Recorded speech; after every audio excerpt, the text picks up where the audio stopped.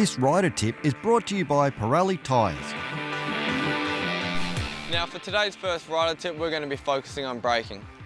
There's 3 key points of our braking that you guys should be focusing on.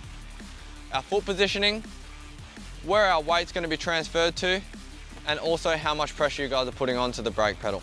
Now with our foot positioning, we want the peg in the middle of our boot and making sure that our foot's covering the brake pedal nice and tightly towards the frame. The first thing with our braking, we want to make sure our foot's over the top of the brake. Our knees are not creeping in front of our toes, and then that way, when we come into our braking bumps, rather than having a lot of weight transferred over the front of the bike, we're going to be able to put some of that weight onto the rear wheel and avoid being kicked up by them braking bumps. Now there's 3 things that you guys want to focus on when we're coming into a corner to start our braking. Making sure you slide your foot all the way forward over the control. When the throttle turns off, make sure you start to transfer your weight towards the back of the motorcycle.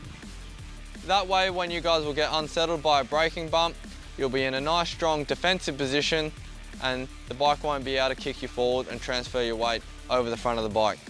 Thirdly, you guys want to be focusing on how much pressure you put onto the back brake. When you're putting on your brakes, make sure that you slowly apply the pressure, and then that way the back wheel won't jam on and break traction. Now for the second rider tip of the day, we're going to be having a look at our jumping. One of the most common mistakes on our jumping is from the base of the jump, bringing your knees forward and wanting to fall off the back of the bike. When the body weight falls back, you guys will end up wrenching on the handlebars and ultimately bringing the front wheel up even further. Make sure that you're in a nice strong central position with your knees placed behind your toes. When you guys want to be looking from the base of the jump and coming up to the takeoff, make sure that your chin's placed over the crossbar and not too far back.